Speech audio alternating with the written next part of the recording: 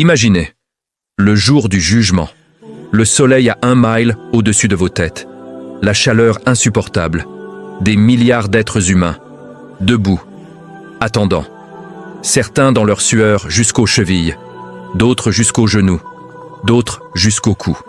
L'attente. 50 000 ans, peut-être plus, peut-être moins. Personne ne sait. Vous êtes là, terrifiés, regardant autour de vous. Des prophètes tremblent, des martyrs pleurent, des savants supplient. Adam, le premier homme, dit « Nafsi, nafsi », moi-même, moi-même. Ibrahim, l'ami d'Allah, dit la même chose. Moussa, Isa, tous, même eux, inquiets pour eux-mêmes.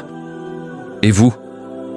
Vous n'êtes personne, juste un humain ordinaire, avec une montagne de péchés sur vos épaules.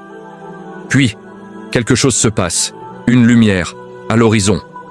Des silhouettes qui marchent, pas courent, pas se traînent, marchent, avec calme, avec paix, avec sourire.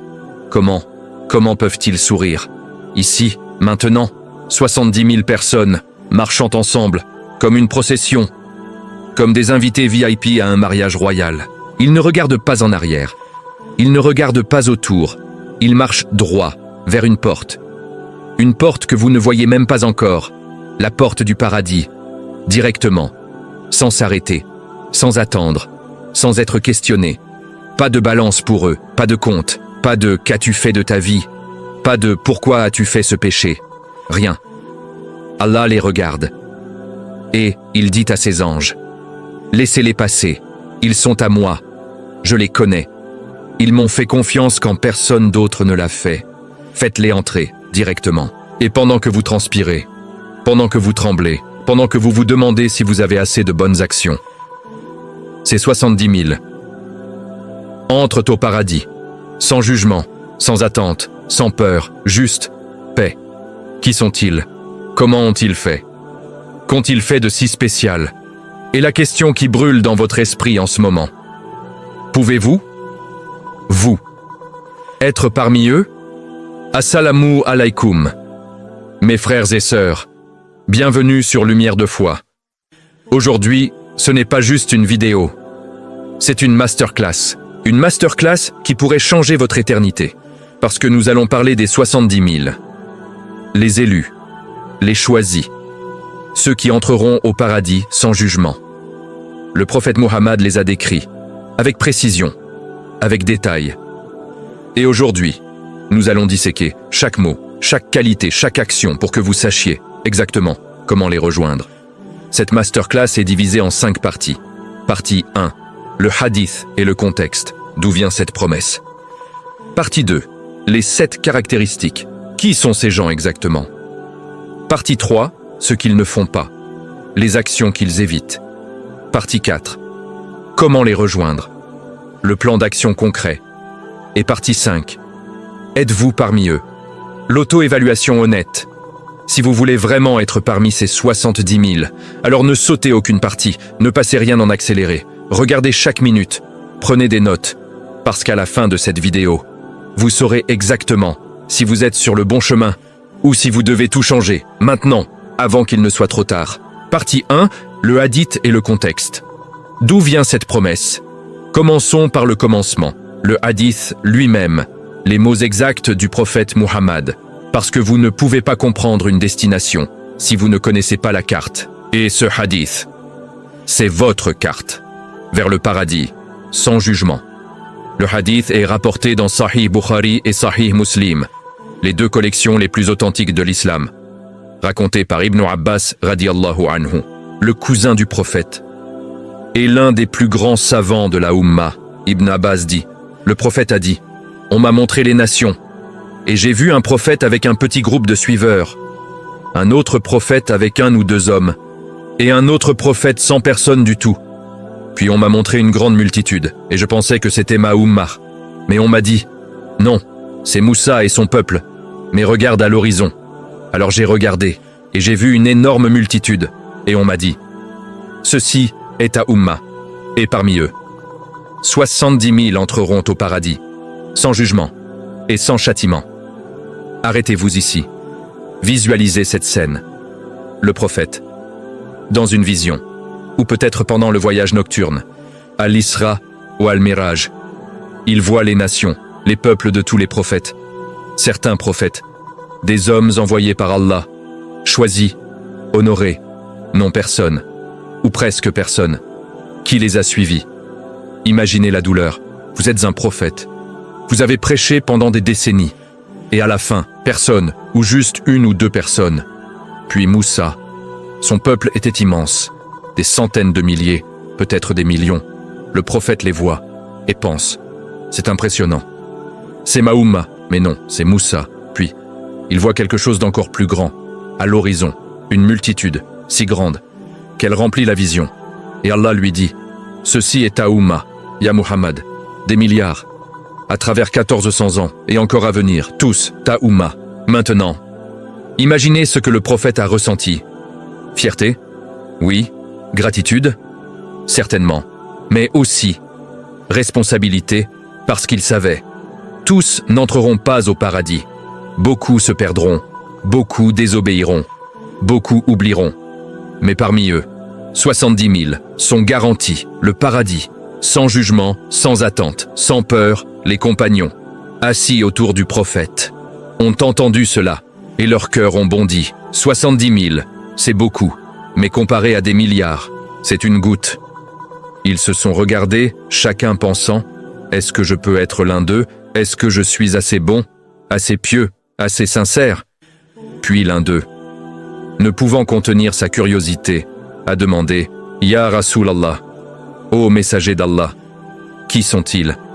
Qu'est-ce qui les rend si spéciaux? Qu'Allah les choisit, parmi des milliards, pour entrer directement au paradis. Le prophète ne répondit pas immédiatement. Il se leva et entra dans sa maison.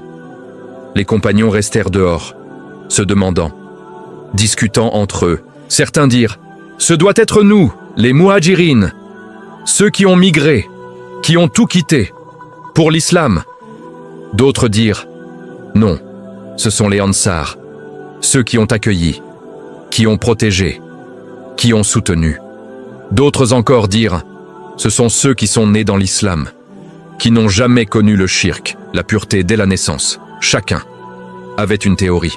Chacun espérait être inclus. Puis le prophète ressortit. Il avait entendu leur discussion. Et il dit, « Ce sont ceux qui ne demandent pas la ruqya, et qui ne pratiquent pas la cautérisation, et qui ne croient pas au mauvais augure, et qui placent leur confiance en leur Seigneur. » Silence total. Les compagnons digéraient ces mots. Ce sont ceux qui ne demandent pas la ruqya, qui ne pratiquent pas la cautérisation, qui ne croient pas au mauvais augure et qui ont tawakkul, confiance totale, en Allah. Puis, quelque chose d'extraordinaire s'est produit. Ukasha ibn Mihsan, un jeune compagnon, se leva et dit, « Ya Rasulallah, prie pour moi, que je sois parmi eux. » Le prophète sourit et dit, « Tu es parmi eux, Ya Ukasha. » Le cœur d'Ukasha explosa de joie. Il était garanti, le paradis, sans jugement, juste comme ça, par une prière du prophète. Un autre homme, voyant cela, se leva aussi et dit, « Ya Rasulallah, prie pour moi aussi, que je sois parmi eux. » Le prophète regarda cet homme et dit, « Ukasha t'a devancé. Subhanallah, Ukasha l'a devancé, pas en piété nécessairement, mais en initiative, en audace, en demandant, sans hésiter, sans attendre. Maintenant, analysons ce hadith. Couche par couche. Première observation. Le prophète a vu les nations. Cela signifie, cette promesse n'est pas abstraite. Ce n'est pas une métaphore. C'est réel. 70 000 personnes réelles, avec des noms, des visages, des histoires, entreront au paradis, directement. Deuxième observation. Le prophète a dit, sans jugement et sans châtiment, pas de balance, pas de pont Sirat pour eux de la même manière que les autres, pas de feu à traverser, pas de comptes à rendre. Allah les reconnaît et dit, entrez, vous êtes les miens. Troisième observation.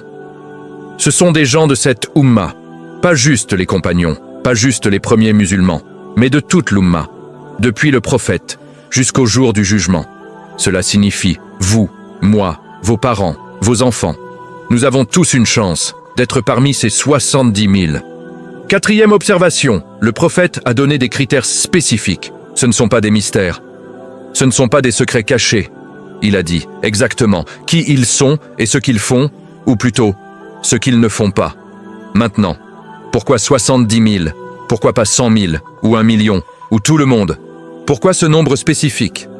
Les savants ont différentes opinions. Certains disent 70 000 est un nombre symbolique en arabe, signifiant beaucoup, une grande multitude. D'autres disent c'est littéral, exactement 70 000, pas un de plus, pas un de moins. D'autres encore disent c'est 70 000, plus 70 000 avec chacun d'eux, basé sur d'autres narrations, ce qui ferait 4 900 000, une multitude immense. Mais honnêtement, le nombre exact n'est pas le point est, il y a un groupe spécial, choisi, qui entreront au paradis, sans attendre, sans souffrir, sans peur. Et Allah, dans sa miséricorde infinie, nous a dit comment les rejoindre. Et c'est ce que nous allons explorer dans les 4 prochaines parties. Mais avant de continuer, comprenez quelque chose, ce hadith n'est pas juste pour l'inspiration. Ce n'est pas juste pour vous faire sentir bien. C'est un défi, c'est une invitation. Allah vous dit, voici un groupe d'élite, voici comment ils vivent. Maintenant, la question est, allez-vous vivre comme eux? Ou allez-vous continuer comme d'habitude? Ukasha ibn Mihsan a demandé, et il a reçu. L'autre homme a hésité, peut-être par timidité, peut-être par doute. Et il a raté. Ne soyez pas cet homme. Demandez à Allah. Maintenant, pendant que vous regardez cette vidéo, dites « Ya Allah, fais de moi » parmi ces 70 000 et ensuite, travaillez pour cela. Comme si votre vie éternelle en dépendait, parce que c'est le cas. Fin de la partie 1. Dans la partie 2, nous plongeons dans les 7 caractéristiques de ces 70 000. Qui sont-ils exactement? Qu'est-ce qui les distingue de vous, de moi, de tous les autres? Continuez à regarder. Parce que ce qui vient ensuite va tout changer. Partie 2, les 7 caractéristiques. Qui sont ces gens exactement? Bienvenue à la partie 2. Si vous êtes ici, c'est que vous êtes sérieux. Vous ne voulez pas juste savoir. Vous voulez devenir l'un de ces 70 000. Alors plongeons profondément dans qui ils sont. Le prophète a dit, ils sont ceux qui ne demandent pas la ruqya, qui ne pratiquent pas la cautérisation, qui ne croient pas au mauvais augure et qui placent leur confiance en leur Seigneur. 4 choses mentionnées explicitement, mais les savants, en analysant ce hadith et d'autres, ont identifié 7 caractéristiques majeures que ces gens partagent. Allons-y, une par une. Caractéristique numéro 1. Ils ne demandent pas la ruqya. Qu'est-ce que la ruqya? C'est la récitation du Coran ou des invocations prophétiques sur une personne malade ou possédée ou affectée par le mauvais œil pour la guérir. C'est permis en islam. Le prophète l'a fait. Les compagnons l'ont fait. Alors pourquoi ces 70 000 ne la demandent pas? La clé est ne la demandent pas. Ils ne courent pas vers les autres pour résoudre leurs problèmes. S'ils sont malades, ils se tournent vers Allah directement. Ils font dua, ils prennent des médicaments, ils consultent des médecins. Mais ils ne dépendent pas des gens pour réciter sur eux. Pourquoi? Parce que leur cœur est attaché à Allah seul, pas aux créatures.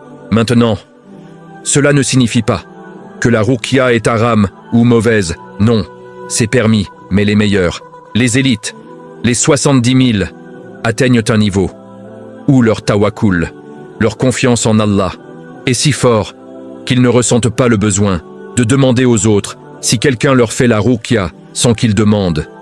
C'est bon. Mais eux, ils n'initient pas, ils ne cherchent pas les gens pour cela. Ils cherchent Allah. Imaginez ce niveau de foi.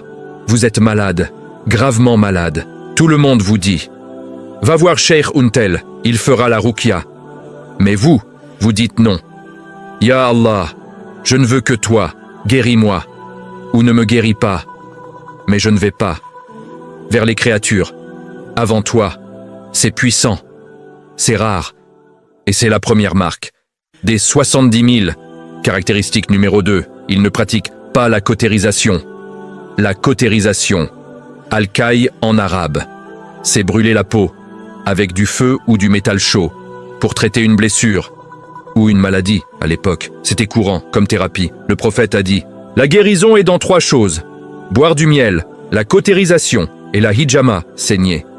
Mais il a aussi dit, je n'aime pas la cautérisation. Pourquoi? Parce que les gens plaçaient trop de confiance en elle. Ils pensaient, le feu va me guérir. Pas Allah, le feu est juste un outil. Les 70 000 ne pratiquent pas la cautérisation. Pourquoi? Encore une fois, tawakkul. Ils ne dépendent pas des moyens douloureux ou extrêmes. Ils prennent des moyens simples, normaux. Mais leur cœur n'est pas attaché aux moyens, il est attaché à celui qui guérit. Allah. Aujourd'hui, la cautérisation n'est plus pratiquée de la même manière, mais le principe reste. Ne devenez pas trop attaché aux remèdes, aux médicaments, aux thérapies, utilisez-les, bien sûr, mais ne les idolâtrez pas, ne pensez pas, ce médicament va me sauver. Non, Allah va me sauver. Le médicament est juste un moyen. Les 70 000 comprennent cela profondément. Leur cœur ne tremble pas. Devant les moyens, ils tremblent. Devant Allah. Caractéristique numéro 3. Ils ne croient pas aux mauvais augures. At-tatayour, les mauvais présages. Croire que certaines choses portent malheur. Un chat noir. Le chiffre 13. Un vendredi. Une date. Un oiseau qui crie. À l'époque, les Arabes croyaient que si un oiseau volait d'une certaine direction, c'était un mauvais signe. Ils annuleraient un voyage, un mariage, une affaire, juste à cause d'un oiseau. Le prophète a dit, pas de mauvais augure. En islam, pas de superstition, pas de malchance. Tout est décret d'Allah. Si quelque chose arrive, ce n'est pas à cause d'un chat ou d'un chiffre. C'est Allah qui l'a décrété. Depuis l'éternité, les 70 000 ne croient pas aux superstitions. Ils ne disent pas « Oh non, aujourd'hui c'est vendredi 13, quelque chose de mauvais va arriver ».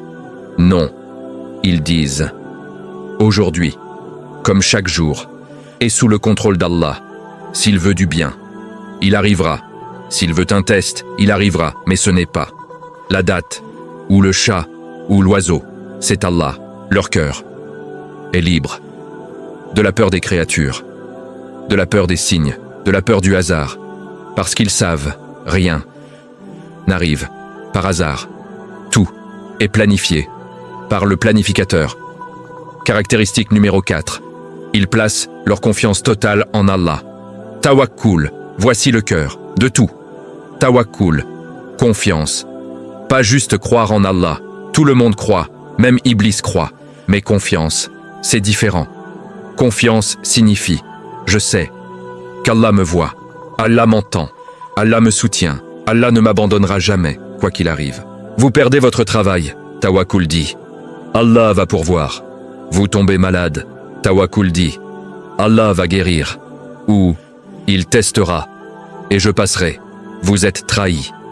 Tawakkul dit, Allah est mon protecteur, pas les gens. Les 70 000 ont construit leur vie entière sur Tawakkul. Chaque décision, chaque action, chaque pensée tourne autour de cette confiance. Ils ne paniquent pas quand les choses vont mal. Ils ne désespèrent pas quand les portes se ferment.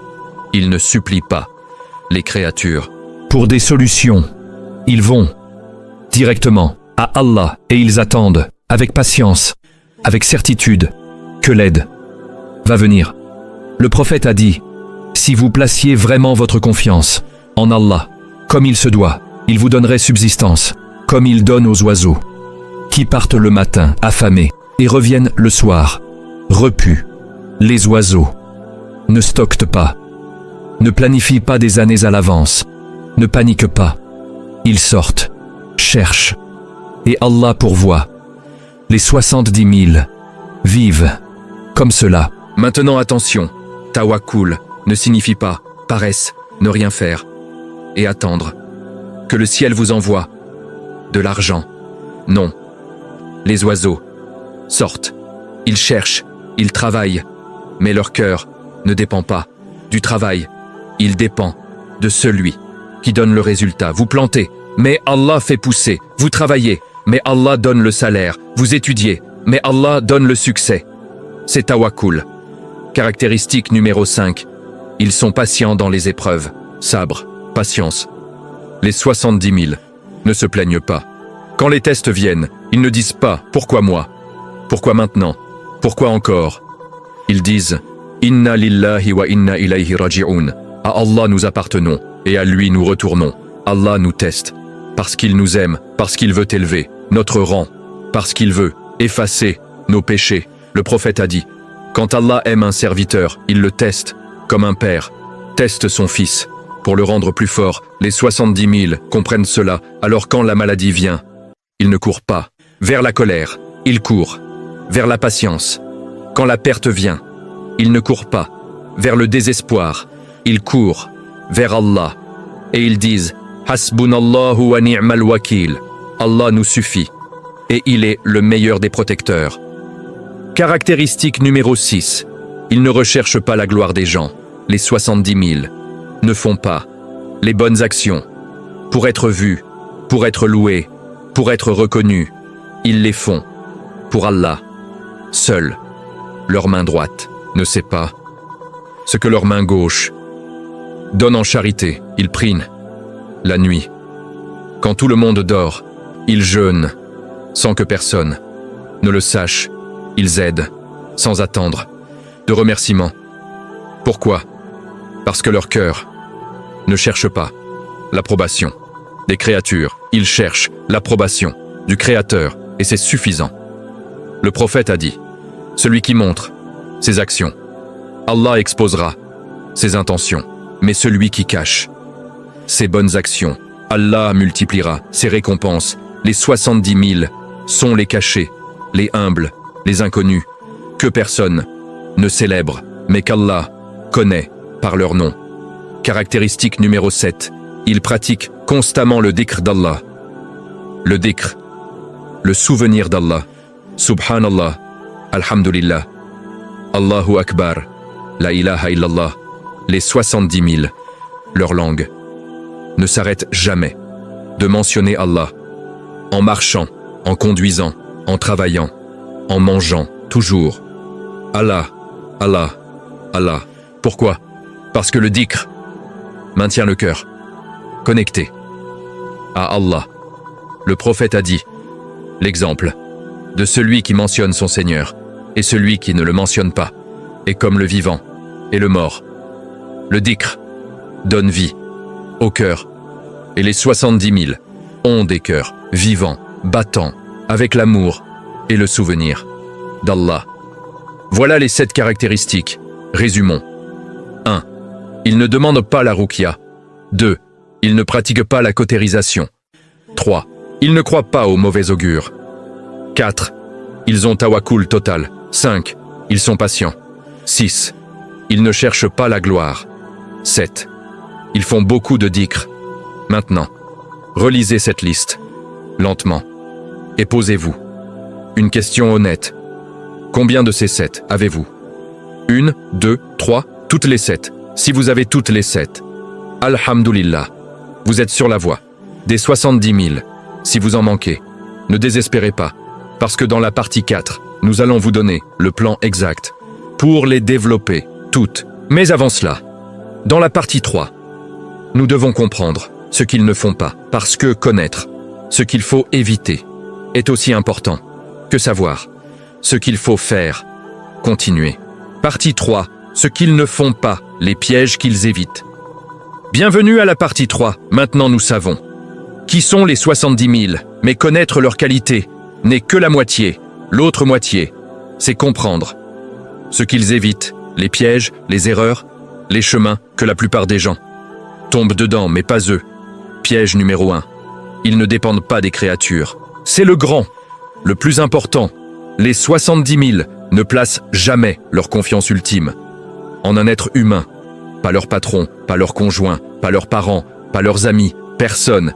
Ils comprennent profondément que les créatures sont faibles, limitées, incapables de contrôler quoi que ce soit. Vous voulez un travail, la plupart des gens, suppliant le patron, flattent, se rabaissent. Les 70 000 font leur demande, poliment, mais leur cœur ne tremble pas. Devant le patron, ils tremblent. Devant Allah, le donneur, du risque. Vous voulez vous marier. La plupart des gens deviennent obsédés par la personne. Changent qui ils sont pour plaire. Les 70 000 cherchent quelqu'un. Bien sûr, mais ils savent. Si Allah veut, cela arrivera. Si Allah ne veut pas, rien ne peut le forcer. Cette indépendance des créatures les libère. Ils ne sont pas des esclaves, des opinions des gens, des approbations, des validations. Ils sont libres parce que leur cœur n'appartient qu'à un Allah. Piège numéro 2. Ils ne paniquent pas face aux problèmes. La vie est pleine de problèmes, maladies, perte d'emploi, conflits familial, perte financière, trahison, mort. Les problèmes viennent pour tout le monde. La différence, c'est la réaction. La plupart des gens paniquent, crient, pleurent, se plaignent. Pourquoi moi? Ce n'est pas juste, je ne mérite pas ça. Les 70 000 respirent profondément et disent « Qaddarallahu wa ma sha'a fa'al » Allah l'a décrété. Et ce qu'il veut, il le fait. Inna lillahi wa inna ilayhi raji'un. À Allah nous appartenons et à lui nous retournons. Il ne nie pas la douleur. Ils ne prétendent pas que ça ne fait pas mal, mais ils ne laissent pas la douleur les éloigner d'Allah. Au contraire, la douleur les rapproche encore plus. Le prophète a dit, étonnante est l'affaire du croyant. Toute son affaire est bonne pour lui. S'il reçoit du bien, il remercie, et c'est bon pour lui. S'il est frappé par l'adversité, il patiente, et c'est bon pour lui. Les 70 000 vivent cette réalité chaque jour. Piège numéro 3. Ils ne courent pas après le dunya, ce monde, argent, statut, maison, voiture, vêtements, likes, followers.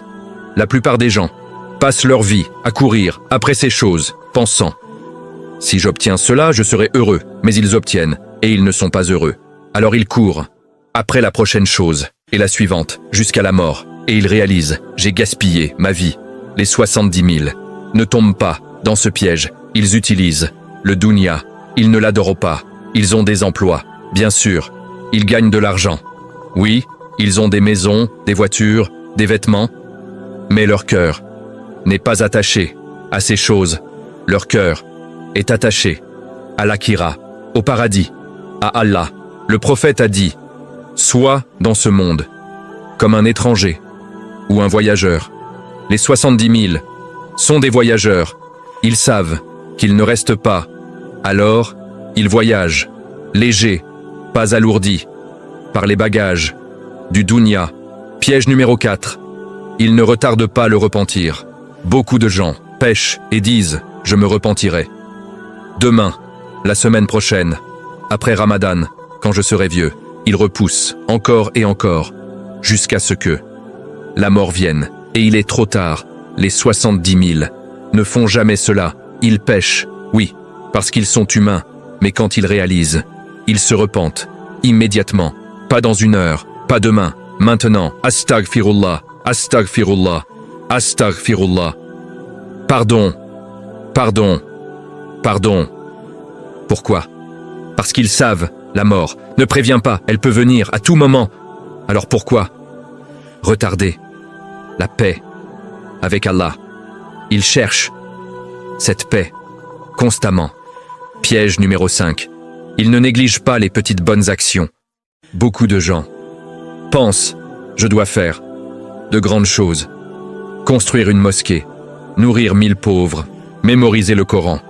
Sinon, mes actions ne comptent pas. » Les 70 000 savent mieux.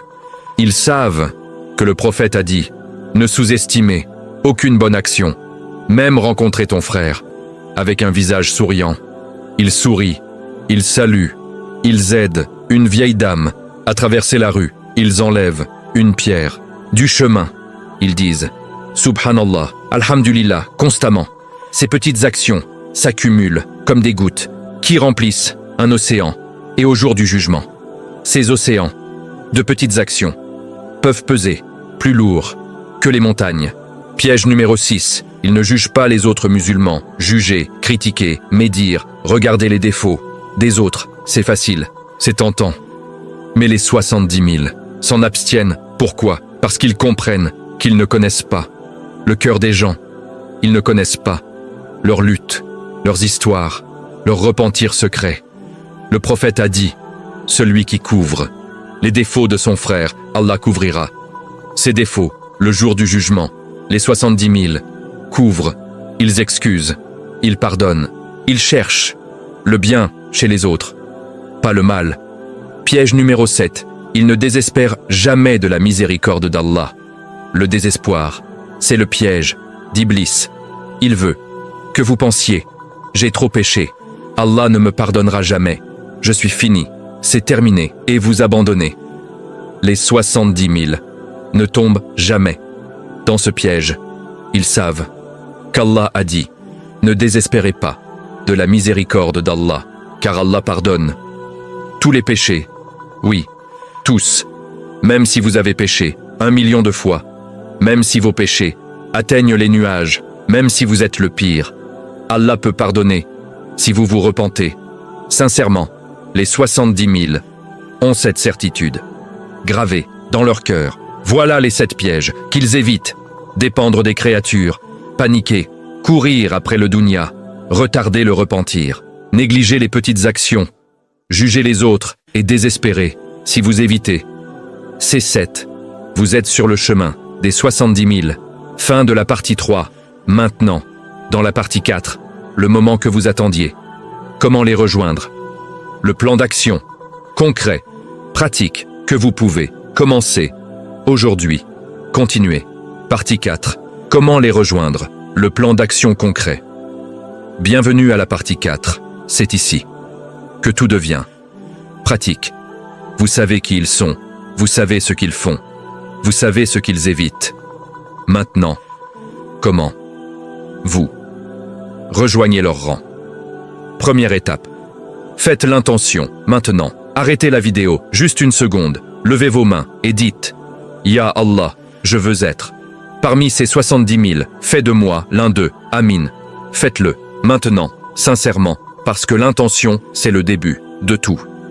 Sans intention claire, vous dérivez avec intention, vous naviguez vers une destination. Ukasha a fait cette intention et il a demandé. Et le prophète a prié pour lui. Vous aussi, faites cette intention et demandez à Allah constamment. Dans chaque salat, dans chaque doua, Ya Allah, compte-moi parmi ces 70 000. Deuxième étape, développez le tawakkul progressivement. Vous ne pouvez pas passer de 0 à tawakkul parfait du jour au lendemain. C'est un muscle qui se construit lentement. Comment?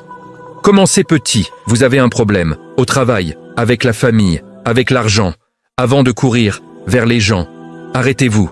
Faites 2 rakats, priez salat al-hajja, la prière du besoin, et demandez à Allah directement. Ya Allah, j'ai besoin de ton aide.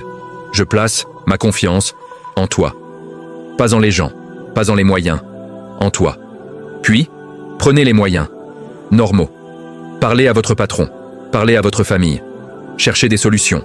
Mais votre cœur reste calme, parce qu'il sait. Allah contrôle le résultat, pas vous, pas eux. Allah. Faites cela pour chaque petit problème. Progressivement, votre tawakkul grandira jusqu'à ce qu'un jour, même les grands problèmes ne vous font plus trembler. Troisième étape, arrêtez de demander la ruqya pour tout. Vous avez mal à la tête, vous êtes fatigué, vous vous sentez mal. Ne courez pas immédiatement vers quelqu'un pour la ruqya. Faites dua vous-même. Le prophète a enseigné des duas pour chaque situation. Dua du matin, dua du soir, dua de protection, dua de guérison. Apprenez-les, utilisez-les. Placez votre main sur la zone douloureuse et dites Bismillah 3 fois. Puis A'udhu bi'izzatillahi wa qudratihi min sharri ma ajidu wa uhadir. 7 fois. Je cherche refuge dans la puissance d'Allah contre le mal que je ressens et que je crains. Faites cela sincèrement, et vous verrez. Allah guérit, directement, sans intermédiaire, maintenant.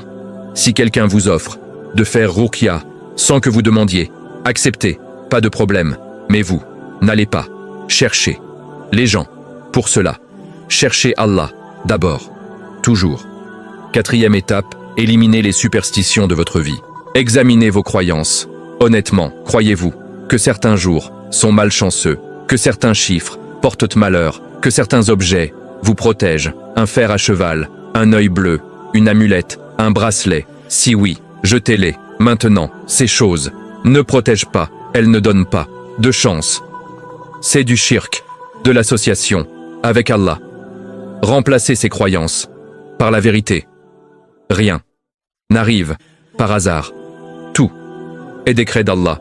Si quelque chose de bon arrive un vendredi 13, Alhamdulillah, c'est Allah. Si quelque chose de mauvais arrive, c'est aussi Allah, testant, ou punissant, ou purifiant. Mais ce n'est pas le jour, c'est le décret. 5e étape, pratiquez le dhikr constant. Faites du dhikr une habitude. Subhanallah, en marchant, Alhamdulillah, en conduisant, Allahu Akbar, en travaillant. Utilisez vos doigts, comptez. 100 fois, 1000 fois. Le prophète a dit 2 mots. Léger sur la langue, lourd dans la balance. Aimé par le très miséricordieux. Subhanallahi wa bihamdihi. Subhanallahi al-adhim. Gloire à Allah. Et louange à lui. Gloire à Allah. Le magnifique. Répétez cela constamment. Pendant que vous attendez. Pendant que vous cuisinez. Pendant que vous nettoyez. Transformez. Chaque moment. En adoration. Votre langue ne s'arrête jamais de mentionner Allah. Cela garde votre cœur vivant, connecté. 6e étape. Développez la patience à travers les petites épreuves. Ne attendez pas une grande tragédie pour pratiquer sabr. Pratiquez maintenant sur les petites choses, le trafic, le mahjong, la file d'attente, un commentaire blessant, un retard, une perte mineure. Quand ces petites choses arrivent, au lieu de râler, crier, se plaindre, respirez et dites Alhamdulillah, Subhanallah, Qaddarallahu wa ma sha'a fa'al. Allah l'a décrété.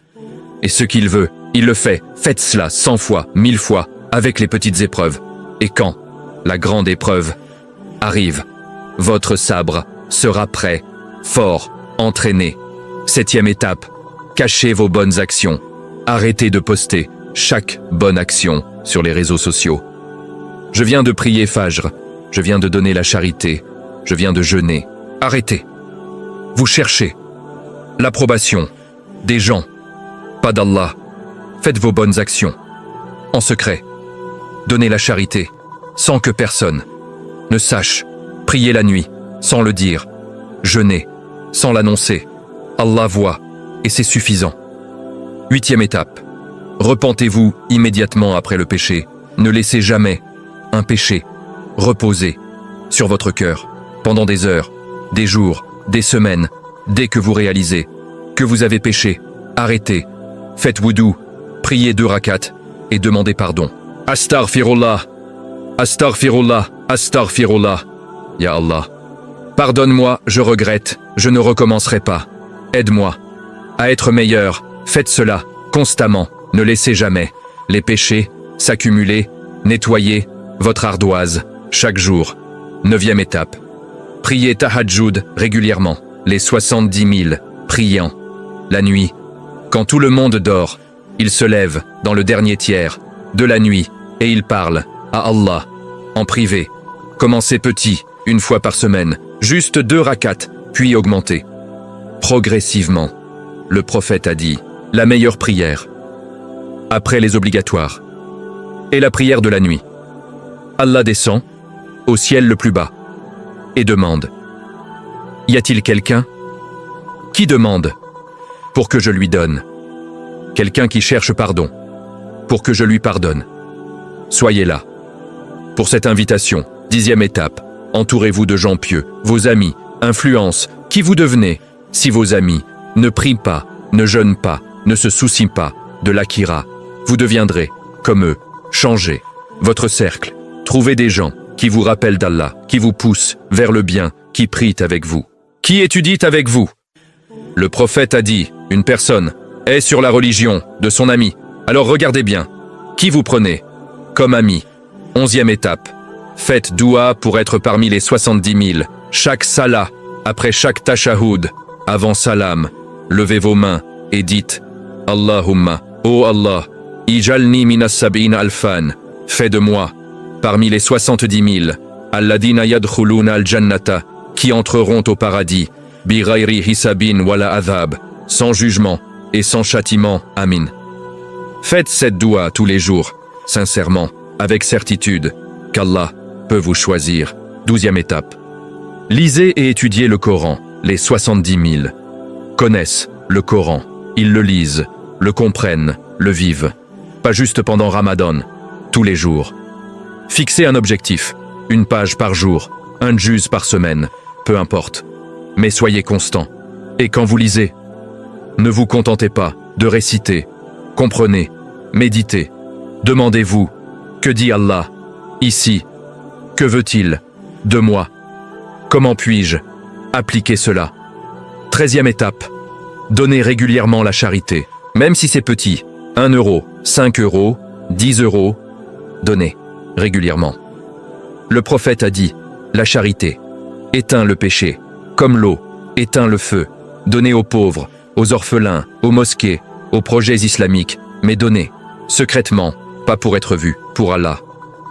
14e étape, priez les 5 prières à l'heure. C'est la base, la fondation. Si vous ne priez pas, les 5 prières, à l'heure, avec concentration, alors oubliez les 70 000. Commencez ici, priez Fajr, à l'heure. Chaque jour c'est dur, mais c'est le test. Priez Dour, Asrer, Maghrib, Isha, à l'heure. Avec Khushu, concentration. Ne priez pas, juste avec votre corps. Priez, avec votre cœur. 15e étape. Vivez chaque jour comme si c'était le dernier. Le prophète a dit, sois dans ce monde, comme un étranger ou un voyageur. Vivez avec cette mentalité. Aujourd'hui pourrait être votre dernier jour. Si c'est le cas, êtes-vous prêt à rencontrer Allah? Si oui, alhamdulillah. Sinon, changez. Maintenant, ne remettez pas à demain ce que vous pouvez faire aujourd'hui. Repentez-vous aujourd'hui, priez aujourd'hui, donnez aujourd'hui, vivez aujourd'hui. Voilà le plan. En 15 étapes, simples mais puissantes. Si vous les suivez sincèrement, vous serez sur le chemin des 70 000. Pas demain, pas l'année prochaine, aujourd'hui. Commencez maintenant. Fin de la partie 4. Une dernière partie. La partie 5. L'auto-évaluation. Êtes-vous vraiment parmi eux? Continuez pour la conclusion finale. Partie 5. Êtes-vous parmi eux? L'auto-évaluation finale. Bienvenue à la partie 5, la partie finale. Maintenant, soyons honnêtes, brutalement honnêtes. Pas avec moi, mais avec vous-même. Êtes-vous sur le chemin des 70 000 ou non? Voici une auto-évaluation. 10 questions. Répondez avec sincérité. Pas de tricherie. Personne ne regarde, sauf Allah et vous. Question 1. Quand un problème arrive, vers qui courez-vous en premier? A. Allah. Je fais doua et salah immédiatement. B. Les gens. J'appelle mes amis, ma famille, pour des solutions. C. Je panique et je ne sais pas quoi faire. Si vous avez répondu A, bien. Si B ou C, vous devez travailler sur votre tawakkul. Question 2. Combien de fois avez-vous prié tahajjud? Ce mois-ci? A. Plusieurs fois. Ou chaque nuit. B. 1 ou 2 fois. Peut-être. C. Jamais. Ou je ne sais même pas ce que c'est. Si vous avez répondu A, excellent. Si B, augmentez. Si C, commencez. Ce soir, question 3. Quand vous faites une bonne action, quelle est votre première pensée? A. Alhamdulillah. Allah m'a permis de faire cela. B. Je devrais le poster pour inspirer les gens. C. J'espère que les gens vont me remarquer. Si A, parfait. Si B ou C, vous cherchez l'approbation des gens, pas d'Allah. Changez votre intention. Question 4. Comment gérez-vous les petites épreuves, comme le trafic, les retards, les files d'attente? A. Je reste calme et je dis Alhamdulillah. B. Je suis un peu irrité, mais je gère. C. Je perds patience, je râle, je crie. Si A. Mashallah. Si B. Travailler sur sabre. Si C. Urgence. Changez maintenant. Question 5. Croyez-vous aux mauvais augures, aux superstitions, aux objets porte-bonheur? A. Non. Absolument pas. Tout est décret d'Allah. B. Un peu. Parfois. Je ne sais pas. C. Oui. J'ai des objets que je pense me protègent. Si A. Excellent. Si B. Éduquez-vous.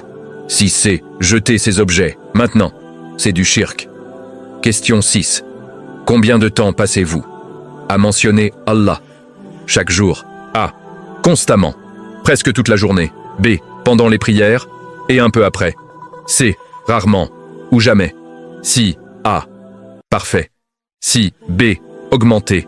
Si C. Commencer. Maintenant. Subhanallah. 100 fois. Aujourd'hui. Question 7. Quand vous péchez, combien de temps attendez-vous avant de vous repentir? A. Immédiatement. Dès que je réalise. B. Quelques heures.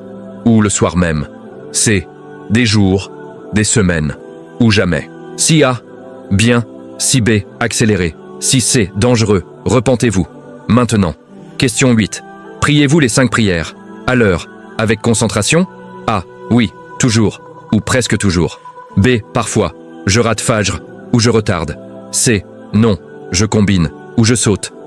Si A. Alhamdulillah. Si B. Améliorez-vous. Si C. Urgence absolue. Commencez aujourd'hui. Question 9. Donnez-vous la charité régulièrement? A. Oui, chaque semaine ou chaque mois. B. Occasionnellement, quand je me souviens. C. Rarement ou jamais. Si A. Excellent. Si B. Soyez régulier. Si C. Commencez aujourd'hui, même 1 euro. Question 10. Si vous mouriez aujourd'hui, seriez-vous prêt à rencontrer Allah? A. Oui, je suis en paix avec Allah. B. Je ne sais pas, j'espère. C. Non, j'ai peur, j'ai trop de péchés. Si A. Qu'Allah vous garde sur ce chemin. Si B. Travaillez sur votre relation avec Allah. Si C. Repentez-vous sincèrement. Aujourd'hui, maintenant. Comptez. Combien de A vous avez? Si vous avez 7 ou plus, Mashallah, vous êtes sur le bon chemin. Continuez. Améliorez-vous. Si vous avez 4 à 6, vous êtes moyen, vous devez travailler sérieusement. Si vous avez 3 ou moins, urgence, vous devez tout changer maintenant. Mais écoutez, peu importe votre score, ne désespérez pas, parce qu'Allah pardonne, Allah guide, Allah transforme. Vous pouvez passer de 3A à 10A en quelques mois. Si vous êtes sincère, si vous travaillez, si vous demandez à Allah constamment. Maintenant, les leçons finales de cette masterclass. Leçon 1. Les 70 000 ne sont pas des super-humains. Ce sont des gens, comme vous et moi, qui ont pris des décisions cohérentes, d'avoir tawakkul, de patienter, de ne pas dépendre des créatures. Vous pouvez faire la même chose. Leçon 2. Vous n'avez pas besoin d'être parfait pour commencer. Commencez où vous êtes, avec ce que vous avez, et améliorez-vous progressivement. Allah aime les actions constantes, même si elles sont petites. Leçon 3. Le temps passe vite.